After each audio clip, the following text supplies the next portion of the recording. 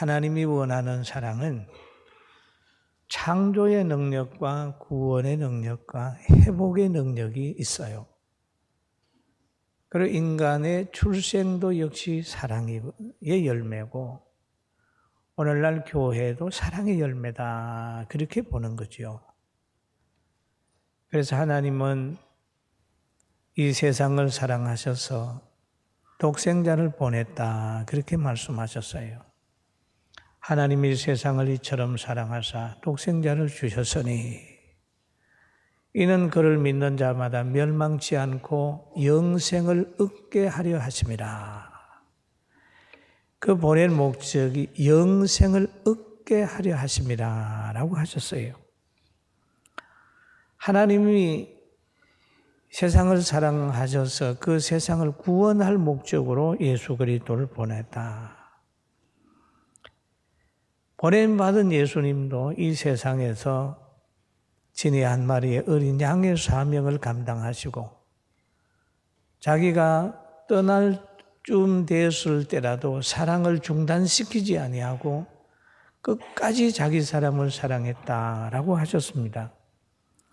요한복음 13장 1절에 보면 6월절 전에 예수께서 자기가 세상을 떠나 아버지께로 돌아가실 때가 이른 줄 아시고 세상에 있는 자기 사람들을 사랑하시되 끝까지 사랑하시느니라 이 얘기를 말씀하셨어요. 그럼 여기에서 보면 때를 아시고 이게 바로 주님의 모습입니다. 때를 아시고 미래를 아시고 상대를 아시고 제자들의 마음을 아시고 그렇지만은 사랑할 수 없는 사람이지만은 그래도 끝까지 사랑하시는 주님의 넉넉하심이 오늘날 교회를 세우고 오늘날 우리에게 희망을 주고 행복을 체험하게 하는 겁니다. 그 성경에도 보면 사랑의 가치가 얼마나 귀하냐 이런 걸 깨닫게 하지요. 고린도전서 13장 13절 같이 한번 보실까요? 그런즉 믿음, 소망, 사랑 이 세 가지는 항상 있을 것인데 그 중에 제일은 사랑이라 그러지요. 이 사랑이라고 하는 것은 계랄로 비유하면 노란자와 같은 거지요. 껍질도 소중하고 흰자도 소중하지만 안에 들어있는 노란자가 소중하잖아요. 믿음, 소망, 사랑 이 세 가지는 항상 있을 것인데 그 중에 제일은 사랑이라. 사랑이 얼마나 소중하냐 하면 모든 것에 사랑이 없으면 아무것도 아니다. 고린도전서 13장 1절에서 3절 보면 내가 사람의 방언과 천사의 말을 할지라도 사랑이 없으면 소리나는 구리와 울리는 꽹과리가 되고 내가 예언하는 능이 있어 모든 비밀과 모든 지식을 알고 또 산을 옮길 만한 모든 믿음이 있을지라도 사랑이 없으면 내게 아무것도 아니요. 내가 내게 있는 모든 것으로 구제하고 또 내 몸을 불사르게 내어줄지라도 사랑이 없으면 뭐라고 그랬지요? 아무 유익이 없다라는 거예요. 그만큼 사랑이 중요한 거예요.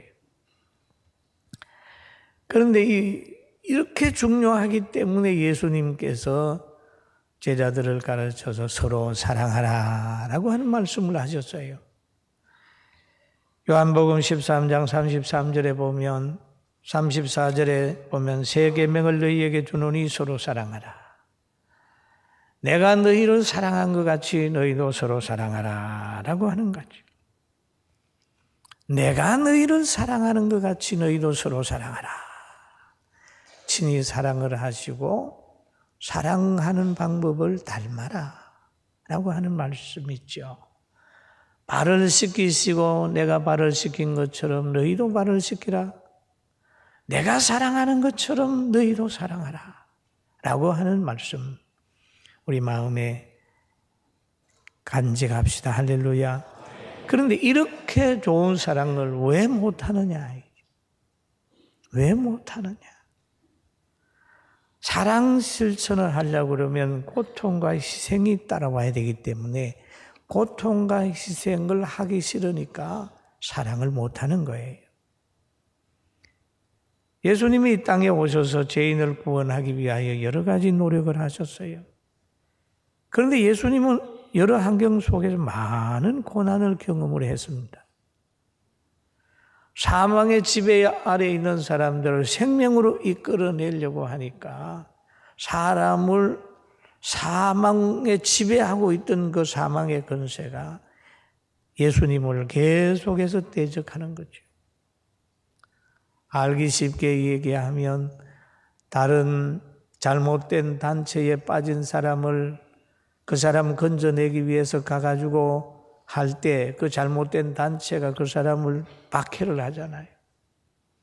조폭에 빠진 자녀를 건지러 가면 그 자녀를 건져내려고 할 때, 그 조직에서 빼내려고 할 때 그 조직으로부터 많은 대적을 받을 수가 있는 것처럼 주님이 이 땅에 오셔서 사망의 권세 아래 있는 사람들을 끌어내려고 했을 때 많은 대적을 만나게 된 것입니다. 그러나 주님은 여러 가지 고통 속에서라도 사람들을 찾아가셨어요.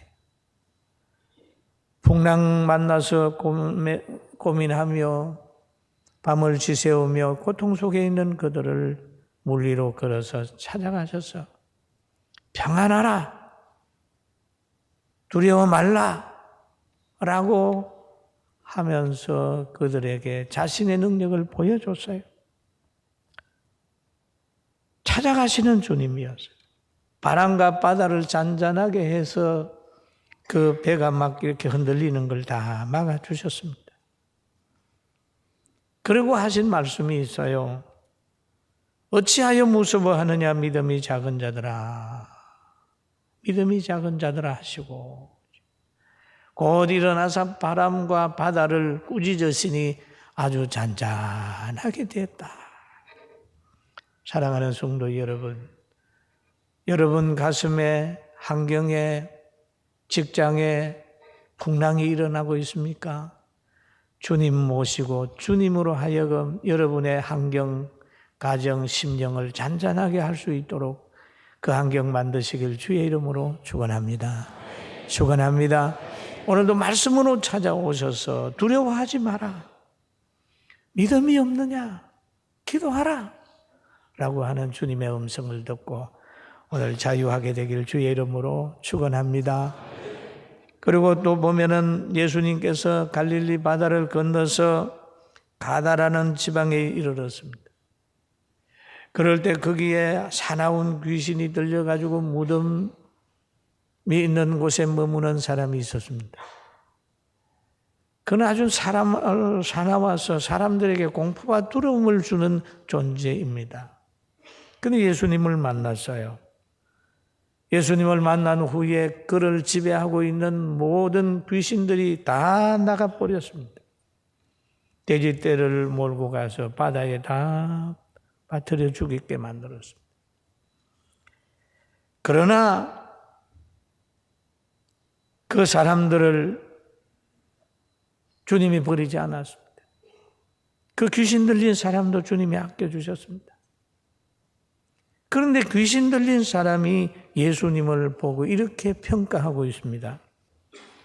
마태복음 8장 29절에 보면 이에 그들이 소리질러 이르되 하나님의 아들이여 우리가 당신과 무슨 상관이 있나이까? 때가 이르기 전에 우리를 괴롭게 하려고 여기 오셨나이까? 하더니 라는 말씀이 있죠. 귀신 들린 사람도 예수님이 하나님의 아들인 것을 압니다. 그리고 말하기를 우리와 당신과 무슨 상관이 있습니까? 라는 얘기를 합니다.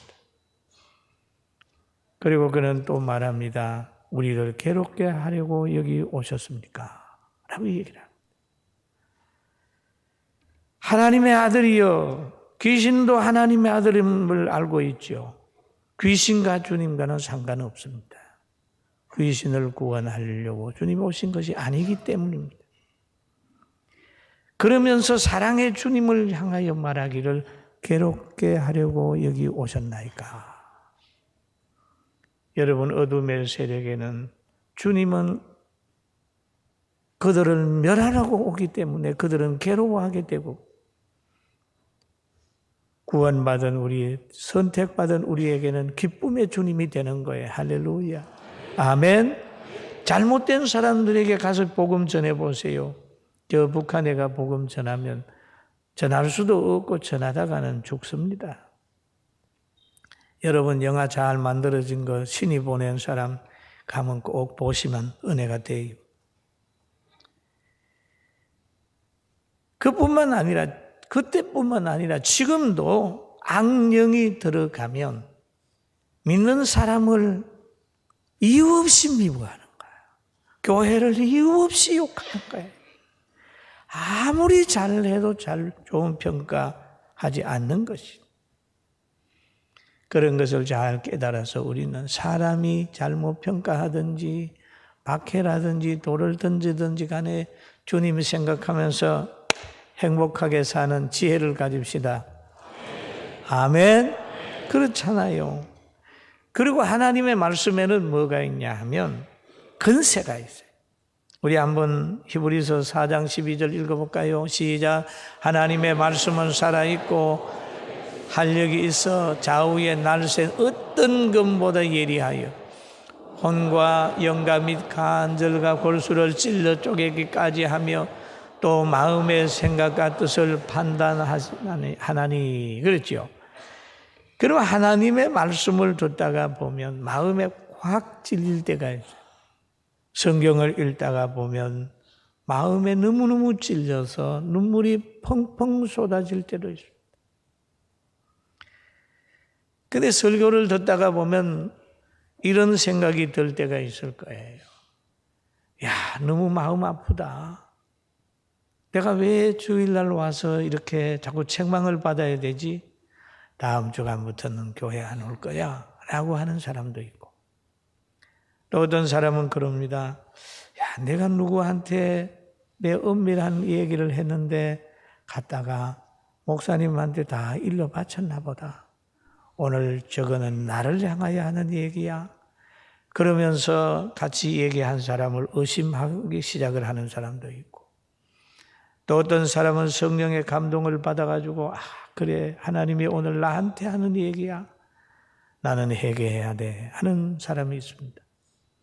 그러면 회개하는 사람은 어떻게 되느냐 하면 성령을 선물로 받게 되고, 그 사람은 사랑의 영이 임하여서 인생을 멋있게 사는데 여러분 이 반열에 서게 되기를 주의 이름으로 축원합니다.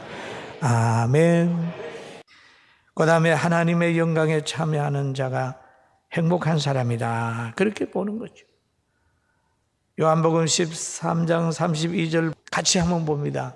만일 하나님이 그로 말미암아 영광을 받으셨으며 하나님도 자기로 말미암아 그에게 영광을 주시리니 곧 주시리라 라고 얘기를 하죠.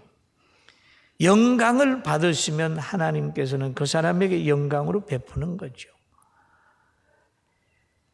순종하게 되면 순종의 열매를 가지고 행복하게 살게 하시는 분이 하나님이세요. 사람은 자기를 위하여 헌신한 사람을 외면할지 모르지만 하나님은 절대로 기도하고 서원을 갚는 사람을 외면하지 않습니다.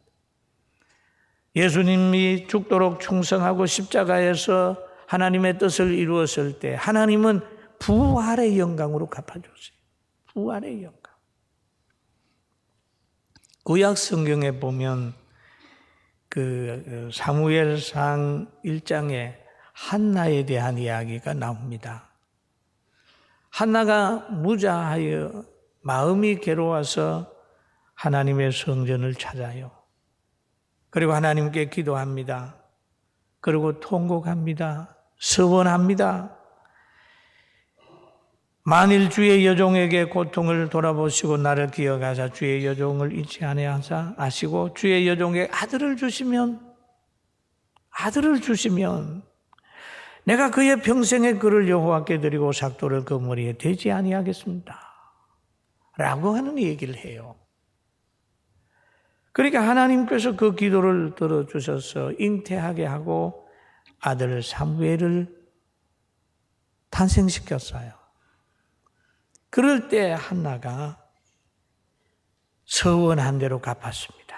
그 아이들을 데리고 하나님의 집에 가서 자라게 만들었어요. 그러니 하나님이 그 한나의 믿음을 보시고 세 아들과 두 딸을 주어서 잘 살게 만들었어요. 사랑하는 성도 여러분, 혹시 서원한 것이 있거든, 하나님 앞에 기도한 것이 있거든, 그 복을 받으셨거든, 그대로 실천하게 되길 주의 이름으로 축원합니다.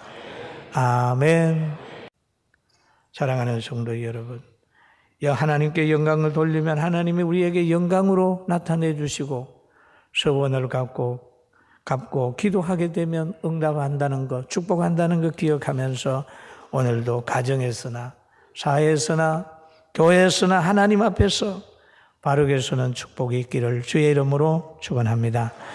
그런데 이 사랑하는 방법에 대해서 예수님 말씀하셨어요. 여러분, 사랑이 다 좋은 건 아니잖아요. 돈을 사랑하면 일만하게 뿌리가 된다 그러죠. 돈을 사랑해서는 안 되고 쾌락을 사랑해서도 안 되고 세상을 하나님보다 더 사랑해서도 안 되고 그러잖아요. 그러나 주님이 사랑하는 걸 보면 하나님 사랑 다음에 사람 사랑, 순서가 있어요. 두 가지를 먼저 사랑하고 물질도 사랑하고 다른 것도 다 이렇게 하면 순서가 되는데, 그만 물질 먼저 사랑하고 다른 거 하려고 그러면 그게 일만하게 뿌리가 되는 거지요. 사랑에도 순서가 있습니다. 할렐루야. 우리 옆 사람 사랑에도 순서가 있습니다. 아멘. 순서가 있어. 사랑에도. 남자가 여자를 사랑하는데도 순서가 있어요. 온도가 있습니다. 다 사랑하는 건 아니에요. 하나님께서 주는 아내를 사랑하는 방법과 다른 사람 사랑하는 방법이 있어요. 오늘 예수님께서 요한복음 13장 34절에 말씀하신 걸 보면 새 계명을 너희에게 주노니 뭐라고 그랬지요? 서로 사랑하라. 큰 소리로 하면 뭐라고 그랬지요? 서로 사랑하라. 또요, 내가 너희를 사랑한 것 같이 너희도 서로 사랑하라. 너희가 서로 사랑하면 이로써 모든 사람이 너희가 내 제자인 줄을 알리라. 사랑하라. 사랑의 방법을 뭐냐? 주님처럼 사랑하라. 주님이 하는 순서대로 사랑하라. 사랑의 대상은 육체에 끝나지 않고 영적인 것까지 사랑하라. 영적인 걸 먼저 사랑하는 거죠. 육체를 사랑하다가 보면 육체에 문제가 생기면 아름다움이 떠나든지 경제력을 가지지 못하든지 하면 그것 때문에 사랑한 사람은 돌아서게 돼 있어요. 그러나 영혼을 사랑하는 사람은 사랑의 대상이 장애우가 되든지 요양원에 가 누워 계시든지 어떤 문제가 생기든지 간에 변함없이 사랑하는 거예요. 그리고 또 주님이 사랑하는 걸 보면 가난한 자, 병든 자, 소외된 사람도 사랑했거든요. 사랑에는 위로가 필요한 사람에게 주님이 사랑을 공급해 주셨어요. 그리고 우리가 이 땅에서 행복하다고 하는 게 있죠. 권세 있고 부자가 대단히 행복한 것처럼 보여지지만 영적으로 보면 다 그런 건 아닙니다. 권세와 부를 가지고 신앙생활 잘하는 사람 행복한 사람이지요. 그러나 그것 때문에 주님과 멀어진다면 슬픈 일입니다. 잠언서 30장 8절 9절을 읽어보면 이런 말씀이 있어요. 한번 봅니다.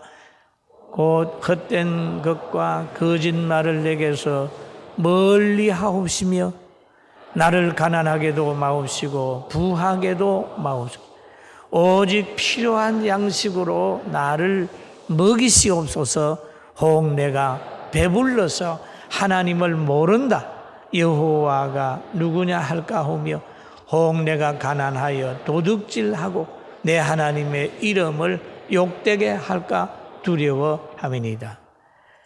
가난하면 도둑질할까봐 두려우니 하나님 저에게 가난을 면해 주시고, 너무 부자가 돼가지고 그거 관리하다가 오히려 하나님과 멀리 할까봐 두렵습니다 라는 말하고 있죠. 여기에서 이 기자가 하는 얘기는 뭡니까? 하나님 중심의 삶이 가장 행복하다고 하는 얘기를 하고 있는 것입니다. 오늘 이 말씀을 통하여 다시 한번 우리가 깊은 깨달음을 가지고 사랑 실천하는 아름다움이 우리 모두에게 있기를 주님의 이름으로 축원합니다. 축원합니다. 그리고 오늘 본문으로 다시 돌아가서 주님과 제자들 함께 거하면서 일어났던 사건들을 우리가 생각을 해봅니다. 가룟 유다, 자신을 속이고 주님께 기대해서 주님을 속이면서 내니까 물어보는 가룟 유다. 베드로 큰 소리를 치고 있지만 오늘 닭 울기 전에 3번 나를 부인하고 있을 그 베드로의 모습, 제자들이 서로 믿지 못하고 서로 의심하고 있는 이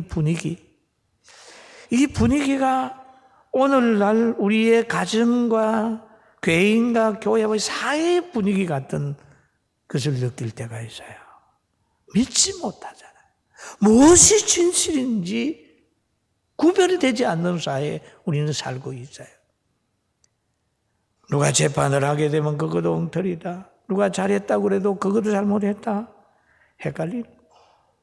여러분, 우리가 믿을 것은 온전히 하나님의 말씀인 걸 늘 깨달아서 사회에서 하는 얘기에 좌우되지 말고 주님 말씀 강하게 붙들고 살게 되길 주의 이름으로 축원합니다. 그러면 우리가 오늘 예배 드리고 가서 뭔가 하나를 변화되어야 될 텐데 어떻게 변화되면 좋을까요? 우리가 가정이 먼저 변화되어야 될 것 같습니다. 그럼 부부 간에 사랑하라고 하는 얘기를 합니다. 서로 사랑하라 라고 얘기를 할 때 어떻게 하는 것이 서로 사랑할 수 있을까요? 저는 사랑 얘기를 하면서 에베소서 5장 25절을 한번 읽어보는 거예요. 같이 한번 봅니다. 남편들아 아내 사랑하기를 그리스도께서 교회를 사랑하시고 교회를 위하여 자신을 주심같이 하라. 그리스도가 교회를 사랑하는 것은 뭐냐면 생명을 들여서 사랑해 주십니다. 여러분과 제가 주님을 의지하고 주님을 찬양하고 예배 드리게 되는 것은 주님의 핏값에 은혜가 있기 때문에 우리가 이렇게 예배를 드릴 수 있는 거죠. 남편들에게 이렇게 죽도록 사랑하라. 그러면 사랑만 받고 있으면 될까요? 이 에베소 5장 24절을 한번 읽어봅니다. 시작. 그러므로 교회가 그리스도에게 하듯 아내들도 범사에 자기 남편에게 복종할지니라.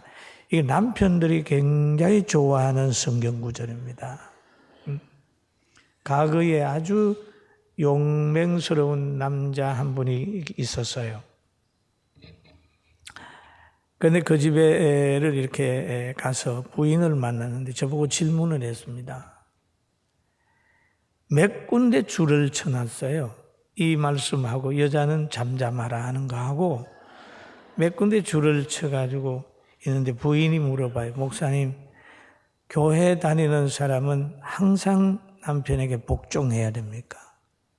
그리고 교회에서는 잠잠해야 됩니까? 꼭 남편에게 배워야 됩니까? 그런데 듣고 보니까 부인 기죽이는 얘기만 다 해놓은 거예요. 그래서 그 남편 보고 그 조금 전에 본 25절에 대한 이야기 읽혔어요.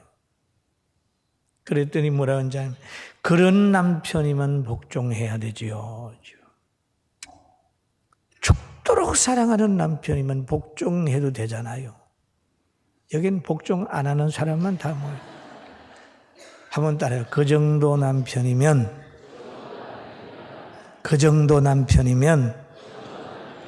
복종하겠습니다. 죽도록 사랑하는데 그런 남편이라면 복종하지요.